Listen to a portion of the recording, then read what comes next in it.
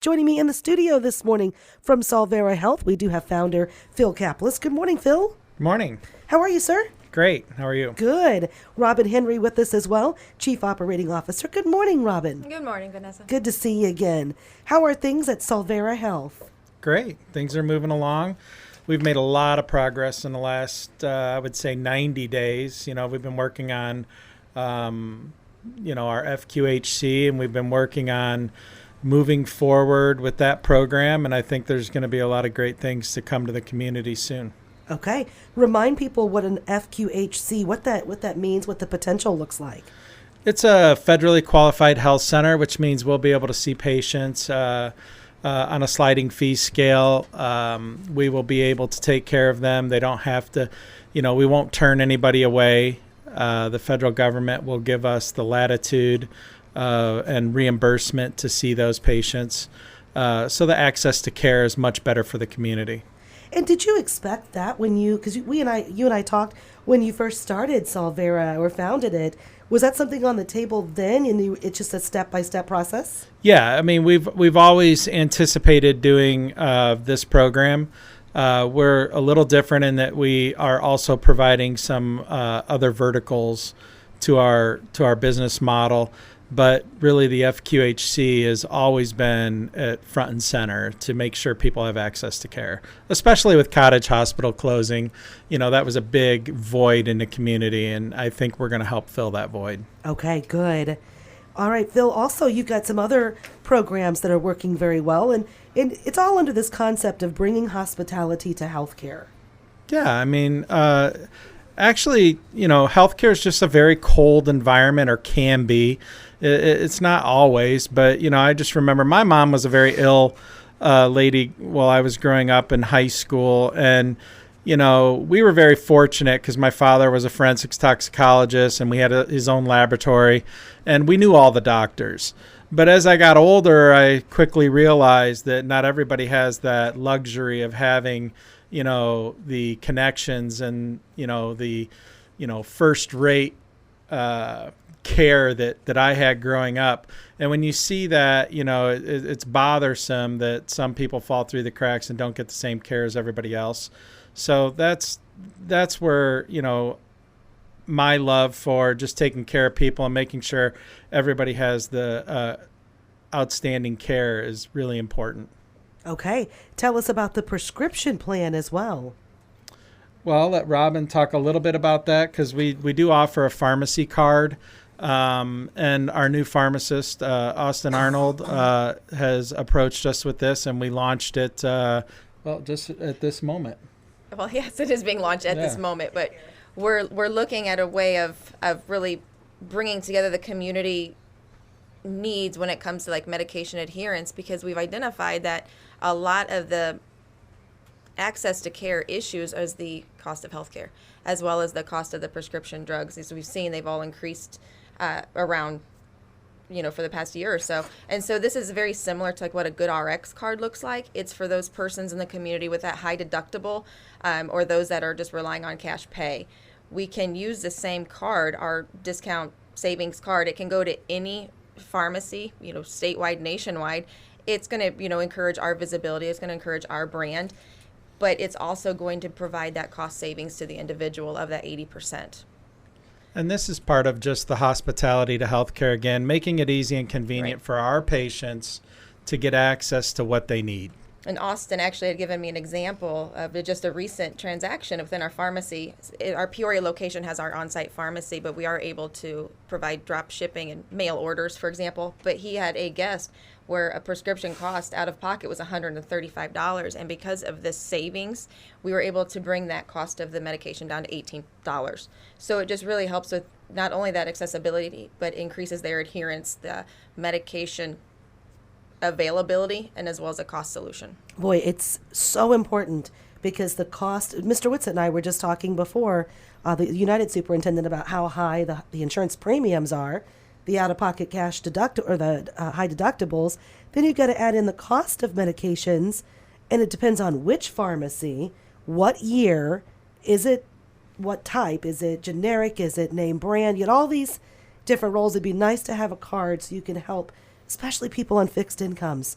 How do you Absolutely. afford 100 and how much was it? 100 and 135, and then to bring it down and that's to not that $18. bad, really. I Yeah. mean, there's other drugs that we've seen where, I just had a gentleman come in the other day, and he said, his medication was going to be costing him $4,500 a year, just one drug. Right.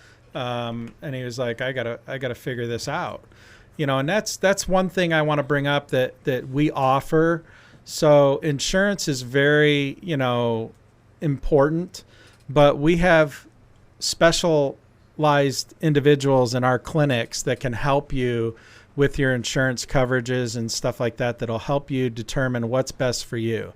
And when we become an FQHC, we'll also offer the 340B drug program, which will certainly allow everyone to get the medications they need. okay, what is that program? Well, that program's funded by the federal government. Okay. And it will, it will allow us to distribute the medications to the patient, and they'll pay, again, the sliding fee or maybe nothing at all. Oh, wow. Okay, a lot of really unique new things Yeah. coming to Solvera Yeah. very, very soon. Okay, so remind us again, Robin, how we get this card to take to the local pharmacy. We're more than happy to mail it. We are going to provide it as a PDF download document on our website, so the www.solverahealth.com, so that way it can be printed. We're also going to have it standing within our Galesburg clinic space, Carbondale, as well as Peoria, but we're also going to ask our community partners, as well as our community pharmacy companies, to also host this tool, this discount savings card, because it's not necessarily a unique identifier to any patient. It's going to be just unique to Solvera Health.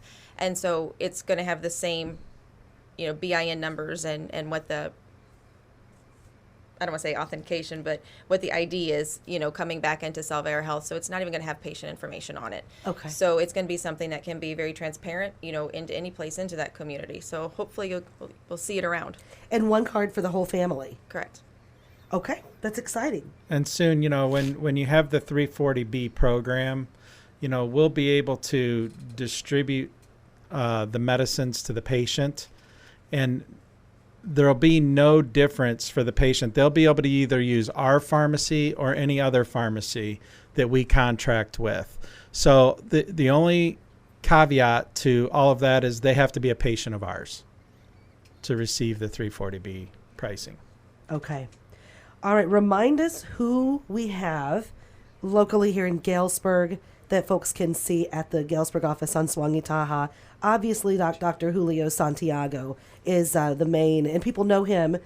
He's been in the area for a long time. Yeah, he sure has. He's definitely with us, and he's providing great care, still accepting new patients.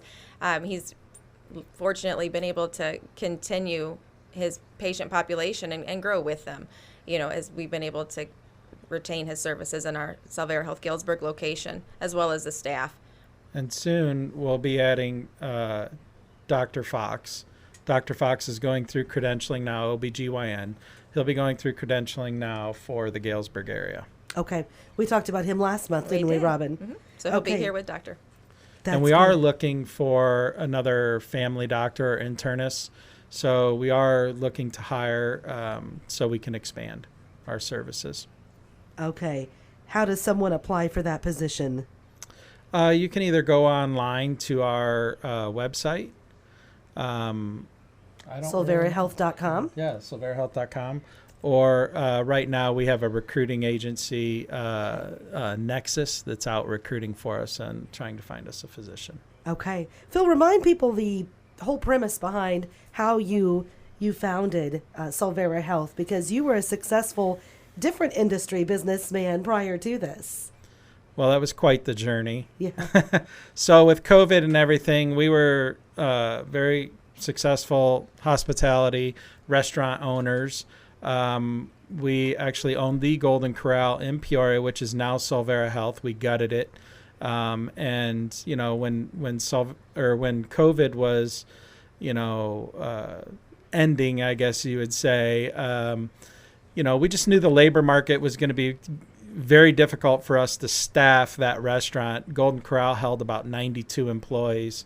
We just, over 400 seats in the restaurant.